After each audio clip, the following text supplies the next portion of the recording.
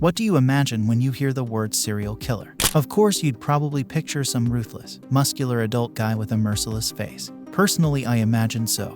Everyone might have different imaginations, but the essence remains the same. Most people will likely imagine an adult man who is challenging to describe as a human being, because in human psychology something childlike and cute doesn't fit with the words killer, blood, or criminal.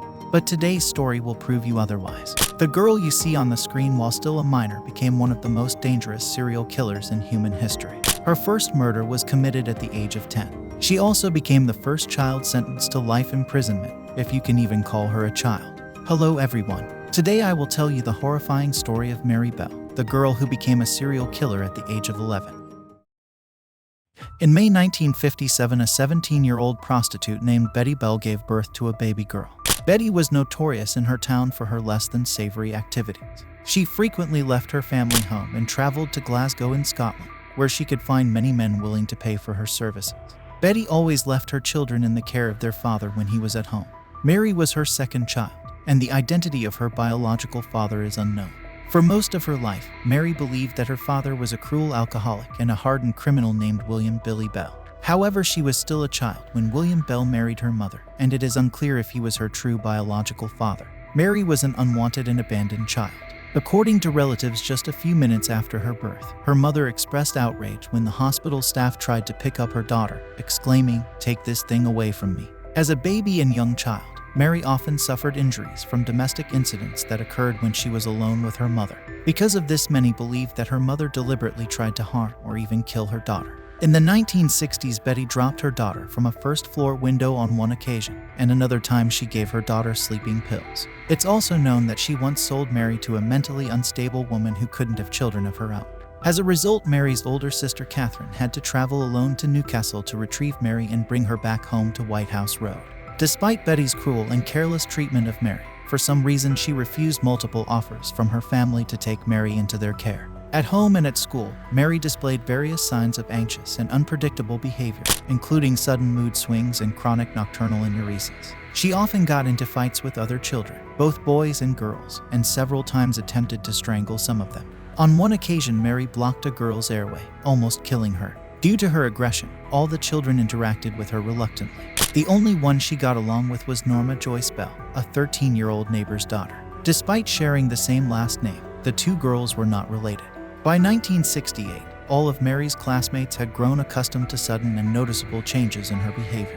When she started displaying unpleasant manners, including head rocking and a steely gaze, her peers instinctively knew that she was about to resort to violence, focusing her gaze on the person she would attack. So on May 11th of that year, Mery and Norma decided to play in an abandoned air raid shelter. Norma initially didn't want to invite anyone to the gathering except for Mery, but Mery persuaded her to bring along a little 3-year-old boy who readily agreed to play with strangers. Mery didn't randomly decide to take that boy with her, she wanted to kill him. However, it's not clear what happened when they went up to the roof of that abandoned building. Mery pushed the boy, but he survived with a massive head wound. The boy couldn't tell which of the girls pushed him, he just went home. On the way, passers-by found him and took him to the hospital, where he eventually admitted to the police that Mery and Norma had pushed him. Meanwhile, Norma and Mery ran out of the shelter and approached a playground where 3 little girls were sitting. Mery approached one of the girls and said, "What happens if you strangle someone? Do they die?"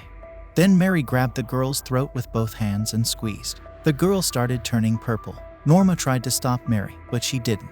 Instead, she grabbed the throat of the second girl, Paulina, and she began to turn red too. Another girl, Susan Cornish, approached, and Mery did the same to her. In the evening, they were called in for an interview with the police because the parents of the 3 girls had complained about Mery and Norma. None of them admitted guilt, although it was obvious. The police informed the local authorities about the incident and Mery's aggressive behavior, but due to their age, both girls received only a warning. No further action was taken. 14 days after these incidents, another body was found, that of a 4-year-old child named Martin Brown. His body was discovered by 3 children at around 3:30 p.m. in a bedroom of an abandoned house. He was lying on his back with his arms stretched out above his head. Except for bloodstains and foam around his mouth, there were no visible signs of violence on his body. Soon, a local worker named John Hall arrived at the scene. He attempted to perform cardiopulmonary resuscitation, but was unsuccessful. When Hall attempted mouth-to-mouth resuscitation, two local girls, 10-year-old Mery Bell and her 13-year-old friend and neighbor Norma Bell, appeared in the bedroom's doorway. Both of them were quickly chased out of the house. The two girls knocked on the door of Martin's Aunt Rita Finlay and told her, "One of your sister's kids has just had an accident. We think it's Martin, but we can't tell because he's all bloody." Earlier in the same day, she and Norma had broken into and vandalized a playroom at nearby Woodland Crescent. The two had entered the premises by removing slates from the shillings of the roof. Before fleeing, they ripped up books, overturned tables, and smeared ink and poster paints around the area. The next day, the staff filed a complaint with the police about this incident, and when they arrived, they found 3 notes written in childish handwriting stating that they had killed Martin and didn't regret killing him. However, the girls didn't sign their names on the notes, so their identities remained unknown at that time. 2 days later, shortly before Brown's funeral, Mery and Norma were playing a game of chicken and decided to visit Martin's house. When they approached the front door, Martin's mother, June, answered. Mery then told Martin's mother that she wanted to see Martin.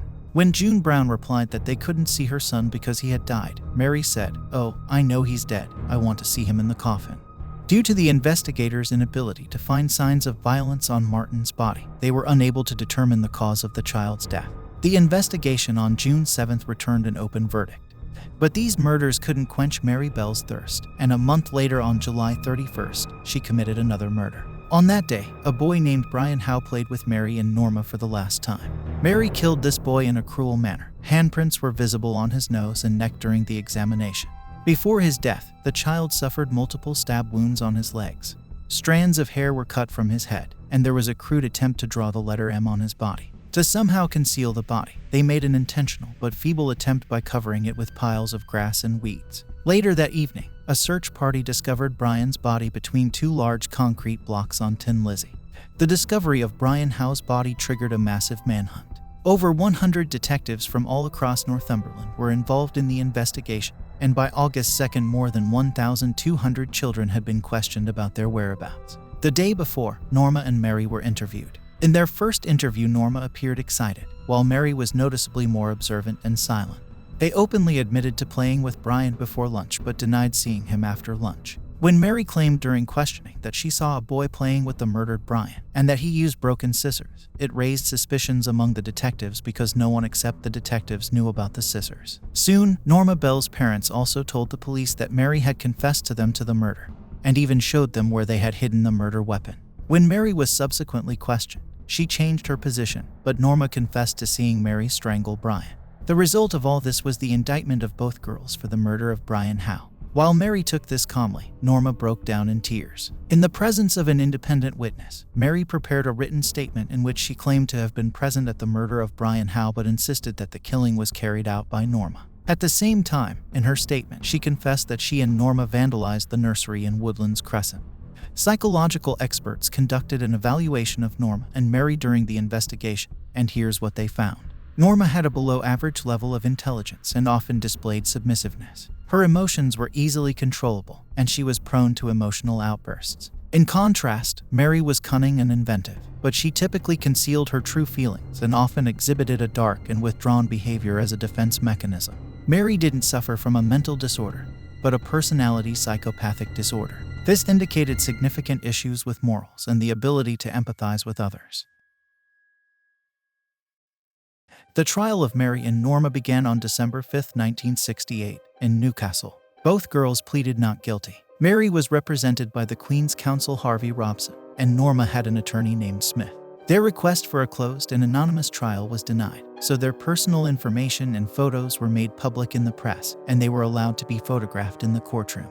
On December 17, 1968, as a result of the jury trial, Norma Bell was acquitted, while Mery Bell was convicted of double murder. Mery was found guilty with diminished responsibility due to her diagnosis of a psychopathic personality disorder. Mery was sentenced to detention during Her Majesty's pleasure, which meant an indefinite imprisonment with the possibility of release when authorities deemed she was no longer a threat to society. After the trial, Mery was held in various institutions, including a special secure unit and a prison. After her time in various institutions, Mery Bell was transferred to an open prison. There she received preparation for her return to society and worked as a secretary and waitress in a cafe. In May 1980, after 12 years of imprisonment, 23-year-old Mery was released. She was provided with documents for a new identity, and she was granted full anonymity. A few years later, Mery gave birth to a daughter, who for a long time knew nothing about her mother's past. However, in 1998, journalists discovered Mery's place of residence in Sussex, and both she and her daughter were forced to leave their home under police protection. In January 2009, it was revealed that Mery Bell had become a grandmother, and her granddaughter was also included in the lifetime anonymity program. Write in the comments if you liked this story, as well as put a like to support my channel. If you like such videos, you can subscribe to the Paradox channel. Thank you all for watching.